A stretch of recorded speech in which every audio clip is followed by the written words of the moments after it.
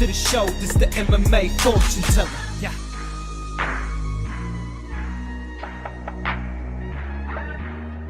The MMA fortune teller.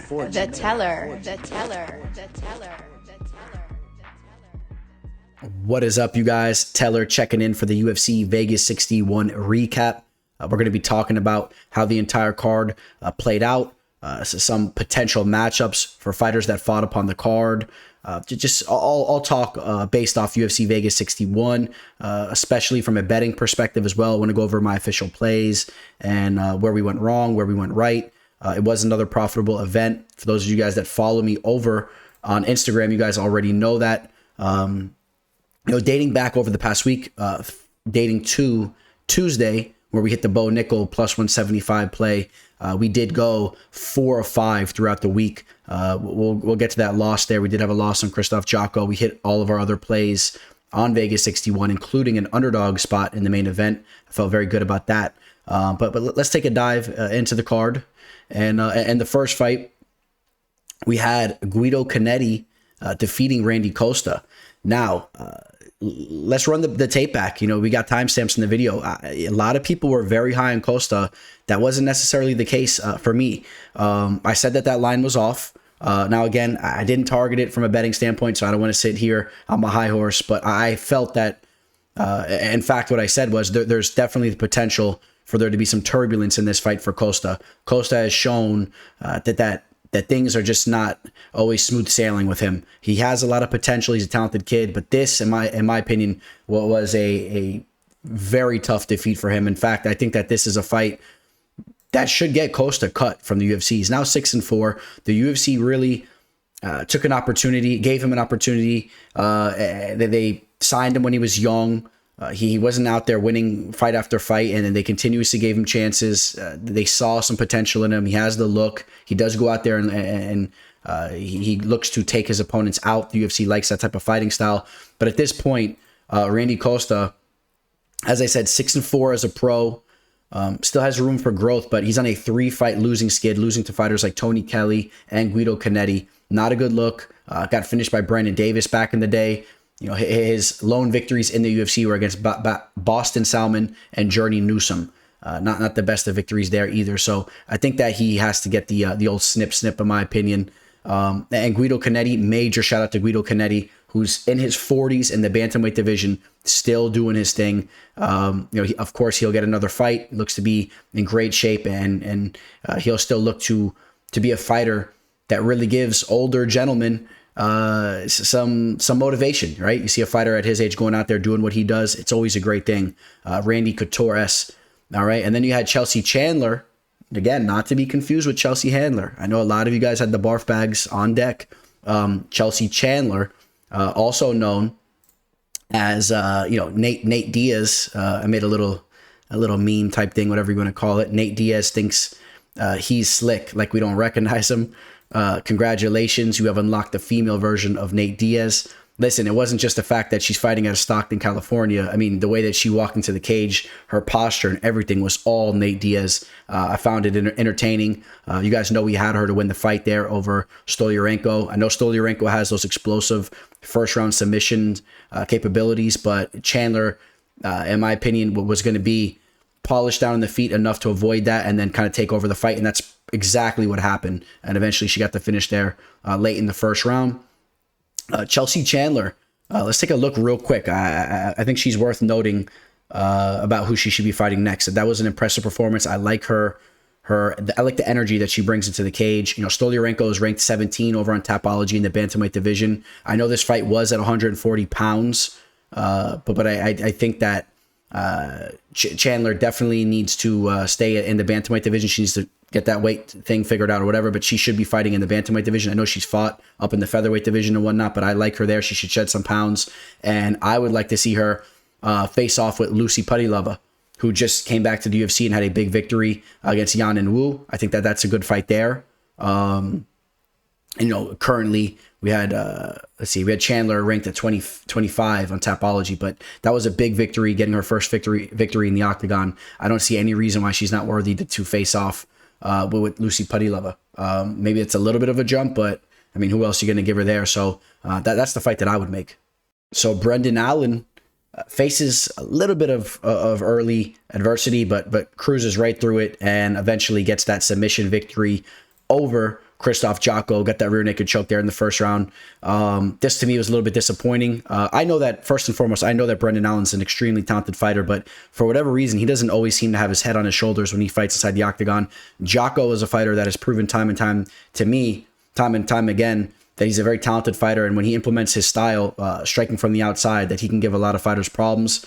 I thought that Jocko could have went out there and got the fight done. In fact, I did have an official play on Kristoff Jocko. It was a 3-unit play, so we took an L in that spot there. Brendan Allen looked amazing down on that mat, and it's good to see him showing some of those abilities that he has. Hopefully, he can continue to do that. We take a look into his division right now. He was calling out Anthony Fluffy Hernandez, who is a little bit of a step behind him in my opinion. Brendan Allen, now on a 3-fight winning streak. He's won 5 of his last 6 fights. I was a little disappointed in the call out, to be frank. Now I have a lot of respect for Fluffy Hernandez, but I would have liked to have seen him call out, maybe a Gerald Mearshart, maybe even they talked about it in the broadcast team. How about you call out a guy that nobody wants to fight, Andre Muniz? Go out there and really try to make a run at this thing. In my opinion, the call to Hernandez, in my opinion, kind of showcased the confidence level of Allen. I don't think that he feels that he's ready for these guys at the top of the division, which is surprising to me, because if he was able to get through some of these fighters here towards the middle of the top 10 and whatnot, if he was able to do that, I think that he would fare very well against some of the fighters at the top of the division, like the Israel Adesanyas and the Alex Pereiras, right, who are fighting for the belt. Brendan Allen really has some solid grappling, and but the confidence level is not really there. So he calls for that Fluffy Hernandez fight. So if that's the fight that he wants, give him that fight. We go to the next fight. This was another official play of mine, a 3-unit play on Joakim Silva to take out Jesse Ronson. Jesse Ronson, a fighter that has had issues with drug testing. In his return from the drug testing, or the failed drug test that he had, he did not look good whatsoever. Got finished there via submission. Silva is a fighter that, although he's coming off 2 knockout losses, he has solid striking. We've seen that from him in the past, and he's been very active on the Brazilian Jiu-Jitsu scene. Recently submitting Neil Magny in a Jiu-Jitsu fight. But again, on the feet, he did wonders and he got the job done. And I really like this play. This is one of my favorite plays that I targeted on the card. Hopefully all you guys are going after that play as well. And I'll show you the bet right up here. Let's see if we can pull this up in the story. You see your boy chilling with Kristoff Jocko, who dropped the ball. I was trying to get him hyped up. And then we had that 3-unit play. Grab that at -140. If you go over to my story, you click on the T, and you can see some of my plays if you weren't keeping up to date with me this Saturday, where they were live in my story. But Silva, great to see him back in the octagon, coming off those two tough losses. And he's a fighter that, I think he'll have some trouble, obviously, fighting with some of the upper echelon guys in the lightweight division. Real quick, Joakim Silva, he is 33 years old. Had a little bit of a layoff there. I mean, he'll look to have a big time fight ahead of him now. If he gets that, if he gets the job done there, then we can start to talk about Silva really looking to make some noise. Ilir Latifi takes out Alexei Oleinik. I mean, this was a clash of 2 older gentlemen, to say the least. 2 guys that have been around the block for a long time. Nothing but respect to them. But Alexei Oleinik, maybe it's time to hang it up, huh? Maybe it's time for Alexei Oleinik to hang it up. I mean, Ilir Latifi, we know he recently jumped up to the heavyweight division. I mean, hey, I'm not going to hate on the guy. I mean, he's 5'10" fighting in the heavyweight division. I mean, he has a lot of victories in the UFC. Nothing but respect to him. But he's not necessarily a fighter that I'm getting excited to watch perform inside the octagon these days. When we're talking about the cream of the crop, I mean, Ilir Latifi and Alexei Oleinik, it's way past their time. And, but I guess there's always room for those types of fighters on a card here and there, right? Those guys that have paved the way, those guys that have put in work throughout the years. Daniel Santos gets his first UFC victory against John Castaneda. I was on Castaneda. Pretty much everybody was on Castaneda that I saw. And Daniel Santos, props to him. He went out there Then he pushed the pace and felt some early adversity from Castaneda in the grappling department, but got back into his feet and pushed the pace with the striking, got the knockout there. That was a big victory for Santos with the Whaley Cat. And, we'll see what he could do moving forward. Mike Davis gets the victory over Slavoklas Borshev. Now, this was my biggest play of the night, where I had a 4-unit play. A 4-unit play on my boy Mike Davis. Grabbed it at -175. That line even closed a lot closer. I threw some more action on it as the line closed. A lot of action came in on Borshev. Not really sure why. I mean, the guy has not proven to be able to stuff a takedown. And I was all over this Mike Davis play. I really, really felt confident in it. And you guys remember what I said as we closed out our recap show when we broke down this card. I said that you guys should all be walking out of this card making it a profitable one, and I felt very strongly about that because there was some glaring spots that the lines were not too steep, right? A lot of these plays, the lines could have been much more steep in my opinion, and for whatever reason they weren't. So we were able to capitalize on that. Davis handles rounds 1 and 2 easily. The third round he kind of cruised. It was what it was, but he already had the fight in his hand. Sadiq Yusuf goes out there and finishes Don Shainis like he should have. But props to Shainis for stepping in and taking the fight on short notice. And hopefully, and yes, I believe the UFC will give him another shot. So Don Shainis has shown to be a tough and entertaining fighter, but that was just a leap. That was way too much for him. Ioni Barcelos takes out Trevin Jones. It was great to see Ioni Barcelos looking like the vintage form of himself. I mean, and we know that he's up there in age. We talked a little bit about that. But he went out there and he looked to have really went back to the drawing board and to have sharpened some things up. Looks to be in great shape still. We know he's a very well-rounded fighter. He can grapple. He could strike. He could do a little bit of it all. Let's see. Let's go take a look at the current Tapology bantamweight rankings, because Ioni Barcelos is a guy that if he clears the cobwebs and he really gets that momentum going again, I mean, he's a dangerous fighter. And I think there's some fun fights you could make with Ioni Barcelos. So coming off that victory, I mean, you see him here ranked 20th over here on Tapology. I mean, you got fighters like Cody Stamen right next to him, Umar Nurmagomedov, the young buck. I think that would be a great fight. I would love to see Barcelos versus Nurmagomedov. I think that's well, do I want to say a step up in competition? Nurmagomedov has been fighting some decent competition. And Sergey Morozov and Nate Maness is an underrated fighter. Not so much Brian Kelleher. Brian Kelleher turd. He's not on the level. But Ioni Barcelos, I do believe when he's hitting on all cylinders, he could be a little bit of a step up of competition for Nurmagomedov. I would like to see that fight. I really would like to see that fight personally. I mean, other than that, I mean, Adrian Yanez doesn't have a fight booked right now. Syed Nurmagomedov. I mean, these are 4 fighters that we're talking about here. And Syed, Andre Yanez, and Umar and Ioni that I think you could see mix it up one way or another between those 4. Maybe we get a match out of one of those 4 guys. I would like to see Barcelos versus Nurmagomedov. I have no problem with that fight. I like that fight. Randy Rudeboy Brown takes out Francisco Trinaldo. Speaking of aging fighters, another fighter that was very much up there in age on the fight card, Francisco Trinaldo. Still been getting the job done. Still showed to be a tough outing. But Randy Brown was able to go in there and take 2 of the 3 rounds convincingly. Seeing these 2 men square off at the weigh-ins, I mean, you really got an understanding of the size difference that these 2 men had. I mean, Randy Brown is such a rangy fighter for the division. When he puts it together, he's a talented dude. But I'll be quite honest with you guys, I wasn't overly impressed with the victory there. I don't know, were you guys overly impressed with that victory over Trinaldo? I would have liked to have seen him land more accurate shots from the outside with his striking and to have done some damage to Trinaldo. He's up there in age. We've seen Trinaldo dropped a little bit as of recently. I mean, I would have liked to have seen Randy Brown really made a statement in a co-main event spot like that. If he really wanted to catch some momentum. I mean, he's now on a 4-fight winning streak, taking out guys like Francisco Trinaldo, K.S. Williams, Jared Gooden, and Alex Cowboy Oliveira. And then his loss against Vicente Luque. But yeah, I mean, he's been doing his thing. I mean, look, the guy's won 6 of his last 7 fights. I mean, come on, we got to give the guy some respect. But I think that he could have done a little bit more personally. And then, when you talk about what's his next fight going to be, I mean, there's a couple fights that really stand out to me, specifically the man that's ranked 1 spot below him here on Tapology, and that is Michel Pereira, who's also on a major fight win streak, a major winning streak. He has won 5 fights in a row, coming off that victory over Santiago Ponzinibbio. I think that that's the fight to make. I really do. I think that that is the fight to make, unless you want to throw Rude Boy in there with Shavkat Rakhmonov.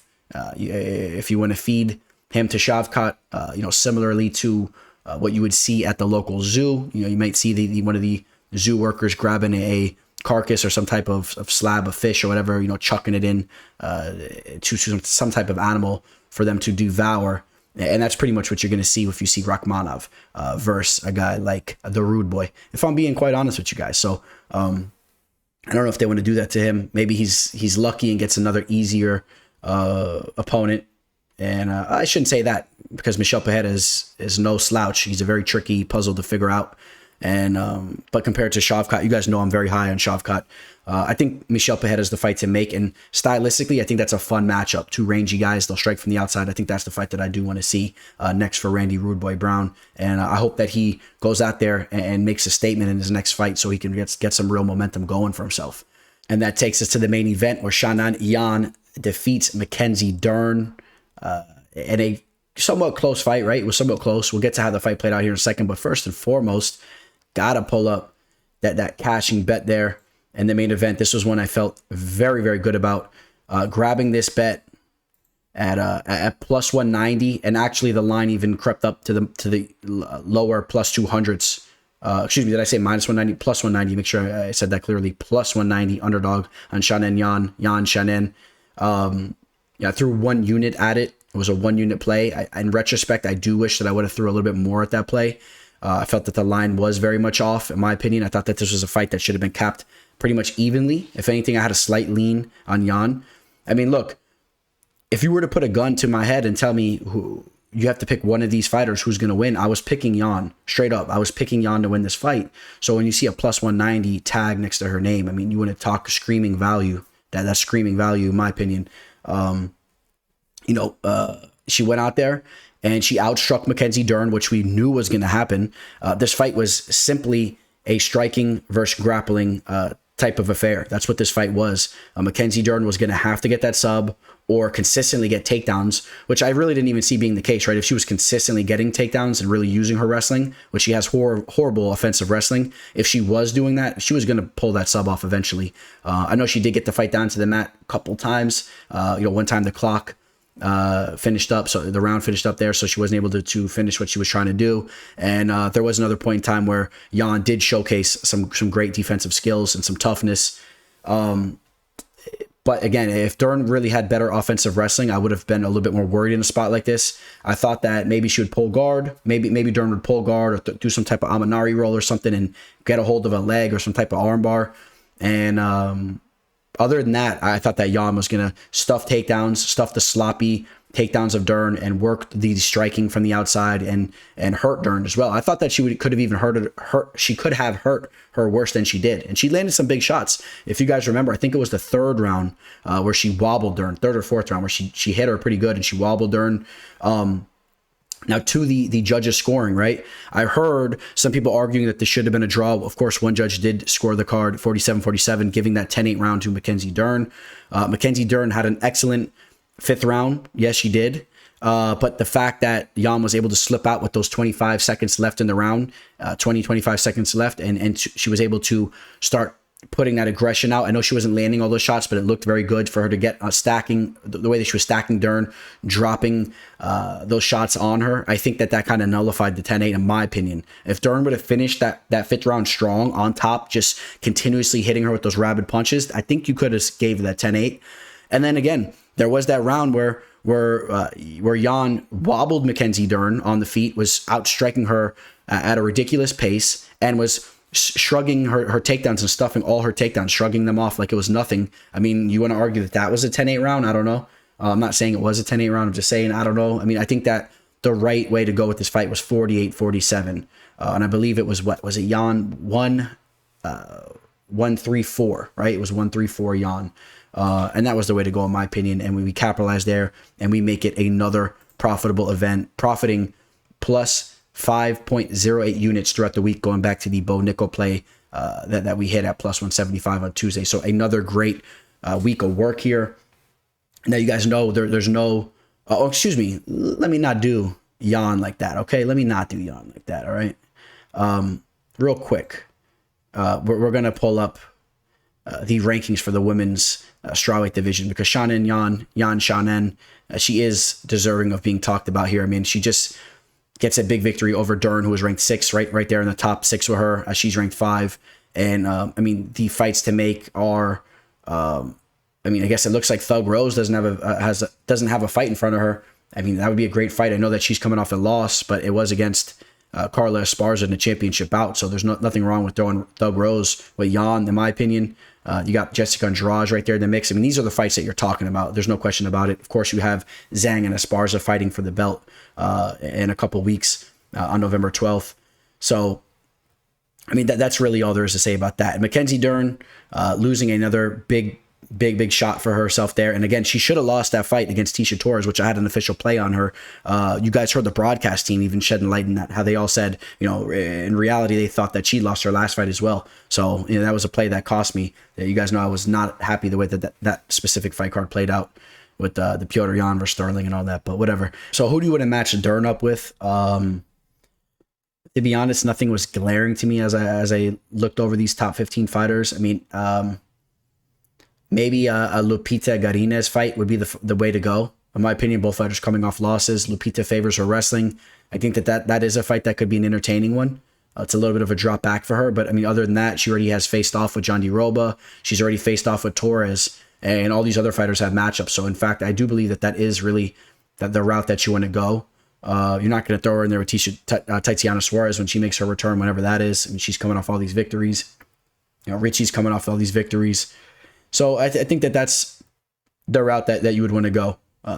If you want to give her Karolina Kowalkiewicz, you can't, because she already has a fight scheduled as well. So, match up Dern and Lupita Garines. In my opinion, that's the way to go. All right. So again, we made it another profitable event. Feel great about that. And I am looking to really make a late push to close out the year 2022. We're already up over 50 units for the year. We're having a great year, and that's coming off a spectacular year for 2021.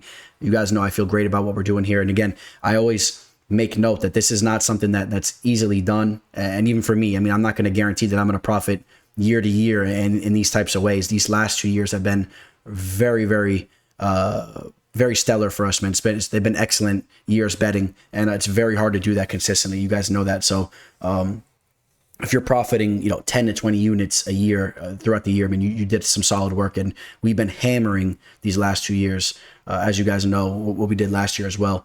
So, but I'm going to look to step on the gas here to close the year out. We got units to play with. I'm already up. I mean, I'm not going to do anything reckless, but I am going to look to slam on the gas and possibly surpass my results for 2021 there. So, which we were in the 70s, right? As far as how many units we profited. So keep an eye on me to maybe throw out an 8-unit max play at you guys to close the year out. Now, remember, guys, we don't have any UFC action coming up this Saturday. And then the next event will be October 15th. So we have another little bit of a break in action with Alexa Grasso set to headline against Viviane Araújo. I like that fight taking place in the flyweight division. 2 very promising fighters, 2 very talented female fighters. You got Serkinov versus Alonzo Menefield in the co-main event. Jonathan Martinez versus Cub Swanson. Hey, I'm always down to watch Swanson fight. And same thing with Martinez. Martinez is a treat to watch. Askarov versus Royval. That's a fun fight. Neil Magny versus Daniel Rodriguez. D-Rod getting thrown right back in there. Piera Rodriguez has looked very good coming off Dana White's Contender Series. She's a promising up-and-comer. Mana Martinez. CJ Vergara taking on Tatsuro Taira, the undefeated Japanese prospect, a fighter that you guys know I'm very high on, the flyweight fighter. That is a fight that I'm excited about. You can put a little asterisk next to that fight there. Pete Rodriguez, who made his UFC debut with only 4 fights. He had a very tough opponent in front of him. He had the very tough Australian fighter who buzzsawed through him. Well, it's great to see him getting an opportunity now against Mike Jackson. So they're feeding Mike Jackson to Pete Rodriguez. That'll be fun to watch. Mike Jackson, a fighter you guys know that has a big mouth and is a very annoying fighter. So it'll be cool to watch him get smashed. Victor Henry. We've been talking about him recently as he is coming off a big victory over Ioni Barcelos. He faces off against another Brazilian legend in Rafael Assunção. Milsic Bagdasarian taking on Joe Anderson Brito. That fight is fireworks. Nick Maximov versus Jacob Malkoun, two grappling, heavy grappling orientated fighters. That's a good matchup there stylistically. And then Dusko Todorovic taking on Jordan Wright. Two fighters that have some of the worst striking defense in the game.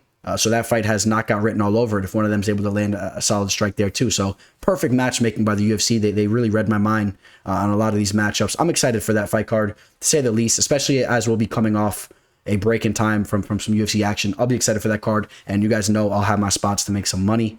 All right, guys, as you guys seen below, put a little special message out to you guys. I appreciate you guys more than you'll ever know. I truly mean that. Thank you. Thank all you guys. Please hit that like button on your way out. Catch me on all my social media. Check this out. My IG is just a few away from hitting that AK mark, 6 away. So somebody go help me out and go hit that follow button. Get me to that AK so we can work our way over to the 10K. All right, guys. I appreciate you guys. All right. I hope you guys have an amazing week. The weather is getting a little bit nicer this time of year. Hopefully you guys are enjoying it. Hope you guys are all balanced with your lives, and you guys are preparing for a beautiful holiday season, going into the winter, capping this year off. I hope you guys are preparing now to be in a great state of mind, right? Don't wait till Thanksgiving comes and Christmas comes or Halloween or whatnot. Don't let it just jump up on you. Make sure you're grounded and you're checking off a lot of your to-do list and your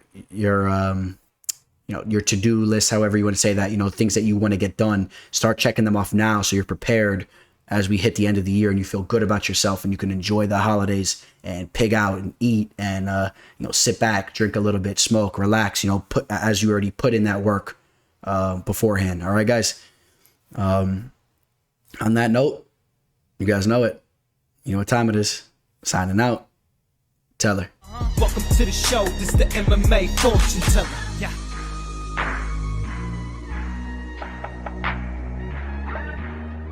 The MMA fortune teller. The teller.